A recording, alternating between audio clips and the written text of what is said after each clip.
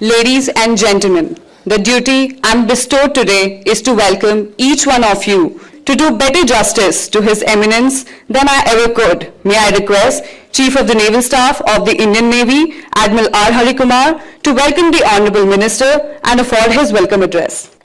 It's indeed a pleasure and a privilege to have India's Honorable Raksha Mantri, Shri Rajnath Singh ji, amongst us today. We are grateful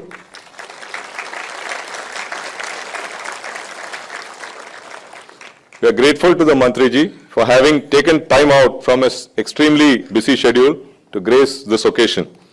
His presence is only befitting as it is under his mentorship that the dialogue has grown into a landmark event in the Indo-Pacific calendar.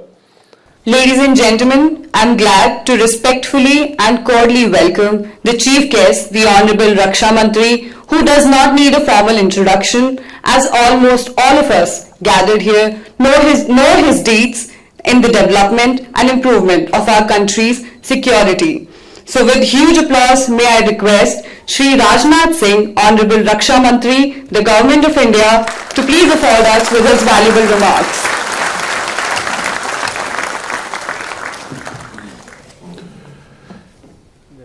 Admiral R. Hari Kumar, Chief of Naval Staff, Admiral Karmveer Singh ji, former Chief of the Naval Staff, and Chairman, National Maritime Foundation, Shri Pradeep Chauhan, DG, NMF, distinguished foreign guests, delegates, members from the academia, friends from the media, officials of Indian Armed Forces and ministries, ladies and gentlemen.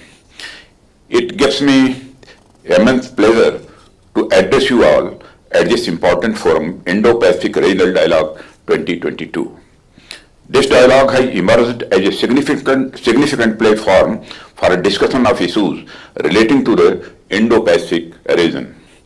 It feels great that we are now meeting physically after last year's online versions.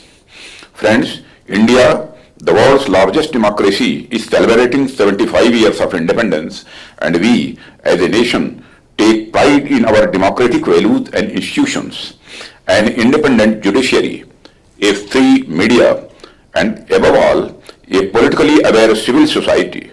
Let me begin by mentioning that the roots of this democracy go far deeper than these 75 years.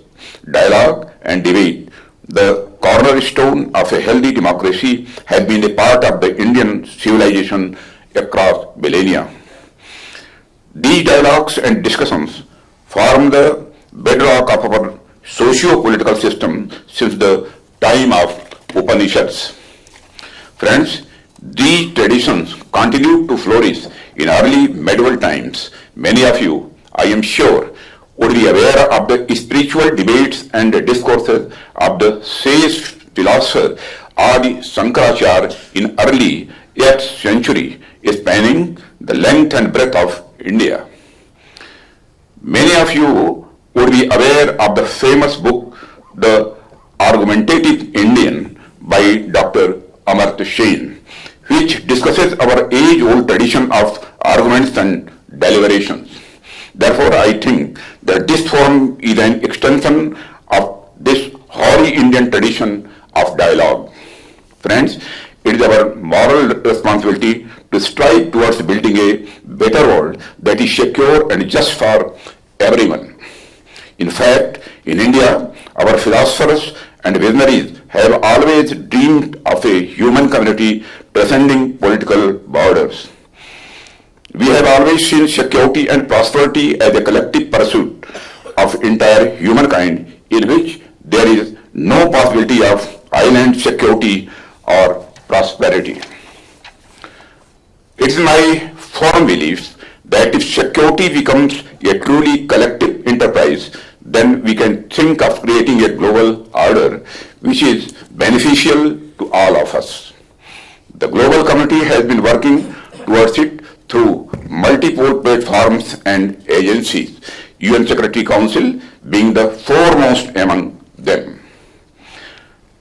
What we now require is to elevate the paradigm of collective security to a level of shared interests and shared security for all. Some may argue that it is a utopian dream. To this, I would say that we have recently achieved it in a particular case of COVID-19. The recent global response to the COVID pandemic highlighted the urgent requirement of multinational collaboration in information sharing, situation analysis, as also research, development, and production of the vaccine. This was an important lesson for the world. It highlighted the need for greater understanding, connect, and cooperative initiatives between institutions and organizations within and across nations in handling issues of national and international security. Friends, the pandemic also gave a chance to us as a country to put into practice our deeply held belief of Vasudhaiva Kutumbakam when we undertook landmark initiatives such as Operation Samudra Setu and the vaccine Maitri. The impact of these initiatives has been very much visible in our bilateral relations with countries in the neighborhood and beyond. Recently, we have also been espousing the India of multi-alignment. We believe in a multi-aligned policy which is realized through diverse engagements with multiple stakeholders so that views and concerns of all can be discussed and addressed for a prosperous future for all. This is the only way that can lead to shared responsibility and prosperity. Friends, I would like to share another related issue in this security paradigm, that is, not to consider national security as a zero-sum game. We should strive to create a win-win situation for all. And we should not be guided by narrow self-interest, which is not beneficial in the long run, but by enlightened self-interest, which is sustainable and resilient to shocks. A strong and prosperous India would not be built at the cost of others. Rather, India is here to help other nations realize their full potential. In a similar vein, I would like to tell you that conduct of our strategic policy should be moral. India doesn't believe in a world order where few are considered superior to others. India's actions are guided by the very essence of human equality and dignity, which is a part of our ancient ethos, and it's a strong moral foundation and gives us our political strength. Even our freedom struggle was based on the bedrock of high moral values.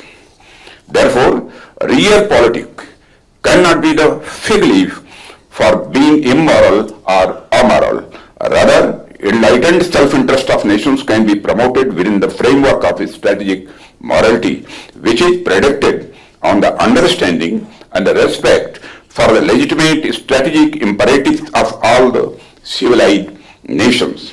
Friends, it is for this reason that when we partner any nation, it is on the basis of the sovereign equality and mutual respect. Forging relations come naturally to India as we work towards mutual economic development.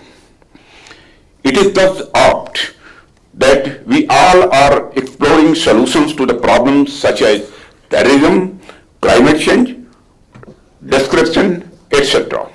that transcend national boundaries today. It is gratifying to know that you all are having enriching discussions and building upon your experiences to prepare a roadmap that can contribute towards building a better world.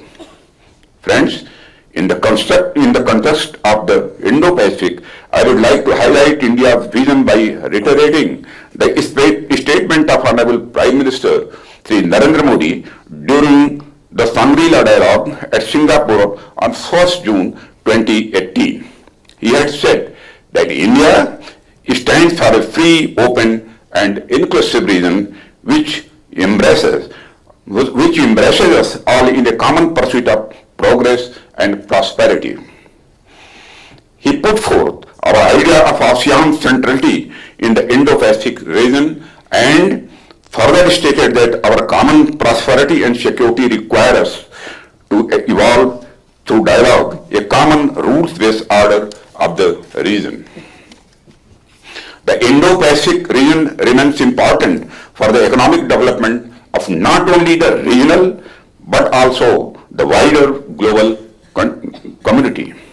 Centuries-old lanes crisscrossing the region have helped it enhance trade. They have also functioned as arterial connections to bring about a fusion of cultures and ideas. It is these very waters that carried the message of peace, enlightenment, hope and well-being centuries ago. Today, we may speak different languages, but there remains a deeper connect that allows us to share a common message of unity across the Indo-Pacific region. Along this path of shared prosperity and security, India underlines the centrality of the ASEAN in our endeavors in respect of the Indo-Pacific region. Friends, dialogue and discussions should be seen as the only civilized mechanism for resolving disputes and disagreements and for creating any regional or global order in our times. The resolute message of our Prime Minister that the era of war is over has been echoed by the world leaders gathered in Bali recently for the G20 summit, with the G20 communique mentioning that now is not the time for war. In the times when humanity is facing problems like climate change, COVID pandemic, widespread deprivation, etc., it is essential that we all should be working together to surmount these minute challenges without being distracted by the destructive seduction of wars and conflicts. Enhancing trade and connectivity, capacity building and infrastructural initiatives are time-based ways of working together which can act as a bridge of friendship and bring mutual benefit. We need to leverage them collectively for the common good. Friends, coming back to India's vision for the Indo-Pacific region, I would like to share with you that it has always been our endeavor to work with our partners in constructive engagements in the region. We have launched the Indo-Pacific Ocean Initiative at the East Asia Summit held in Bangkok, Thailand on 4th November 2019. Regional cooperation and participation are important pillars of this initiative, which focuses on 7 key pillars. First, maritime security, marine ecology, marine resources, capacity building and resource sharing, disaster risk reduction and management, technology and academic cooperation, and trade connectivity and maritime transport. The initiative outlines a regional cooperative structure focusing on the vision of Sagar, that is security and growth for all in the region, which would enhance partnership for all-round development. Friends, I would also like to mention 2 more initiatives which we have offered in the recently held India-ASEAN Defence Ministers meeting held in Cambodia. We have proposed the ASEAN-India initiatives for women in UN peacekeeping operations, which would contribute towards effective conflict resolution and lasting peace through a more humane approach. We have also proposed ASEAN-India initiatives on marine plastic pollution response towards improving the marine ecosystem. All the participating ASEAN members states unanimously and wholeheartedly supported the Indian initiatives.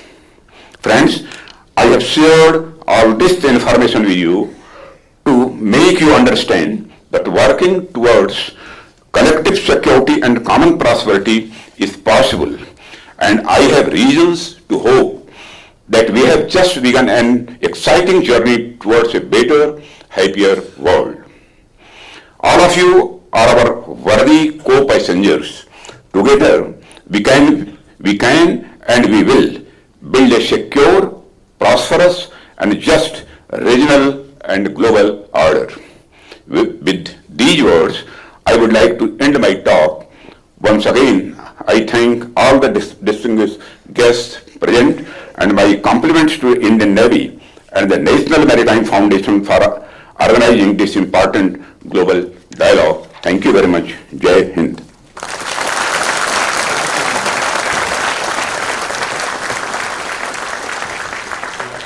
It is indeed a proud privilege for me to announce the release of our 5th volume of Maritime Perspective 2022.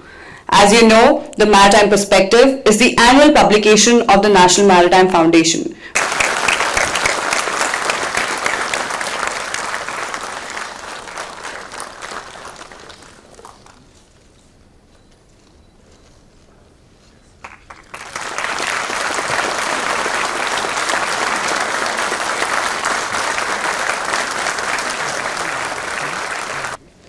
Thank you so much, sir. Ladies and gentlemen, please join me in thanking the Honorable Minister.